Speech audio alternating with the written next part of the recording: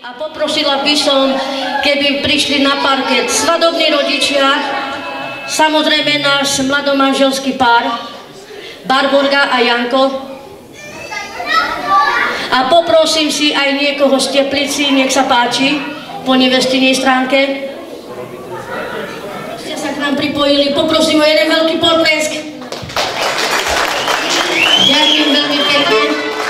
No a prečo som túto zostavu spravila, tak ja vám to hneď prezradím. Pretože z týchto dvojíc, vidíte tu pána Kolomana, to je otec Vierky, že? Či Blanky, pardon. Tak vidíte, že z týchto dvoch ľudí vznikol tento manželský pár Janko a Blanka. No a teraz, aby sme nešli ďaleko od stromu, ako sa hovorí, až z týchto ľudí, dobre hovorím? Tiež bola nejaká rodina, kde ste začínali spoločne, však? No a teraz ja by som vás chcela sa spýtať, že aký bol dnešný deň pre vás? No, určite výnimočný. Najkrajší na svete. Vidíte, ako ste, ale troška hlasná. Výnimočný, ne? Najkrajší na svete. Nádherný. Tak vidíte, Spišská Teplica je spokojná. Poprosím o jeden potlesk, nech nie je smutno. Tak, že máme ich radi aj tu. A teraz ja idem ku Jankovi. Janko, ty si dnes poprvýkrát ženil syna. A keďže ja vás poznám ako rodinu už dlhší čas, troška ste mi, nie že troška, ale prirastli ste mi k srdiečku, pretože poznám vašu celú rodinu, poznám Janka. Janko sa okolo mňa motal toľké roky, ja som nikdy nevedela, že to je tvoj syn.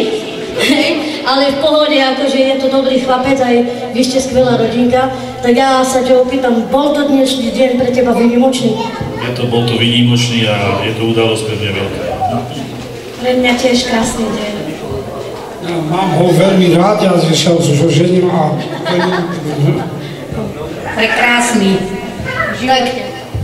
Prekrásny v živote. Tak vidíte, že reakcia týchto ľudí je naozaj skvelá, pretože dnešný deň sa nikdy nezopakuje a ešte krajší je, keď si mladý, že, jak sa povie, udrie si iskra lásky a že si padnú do srdiečka a že naozaj tá láska bude večná a nikdy im nezhasne. Tak, milí mladomanželia, ja ešte vám nebudem, za chvíľku vám budem blahoželať aj všetkým týmto ľuďom, ktorí ste tu. Janko, ty si bol taký exot. Povedz mi teraz, vstupuješ do takého zodpovednejšieho života. Povedz mi, ak ty budeš raz rodič, lebo vidíš, ty máš rodičov skvelých, starých rodičov máš skvelých, tak povedz ty sám, tu od srdca. Tak, jak sme rušili.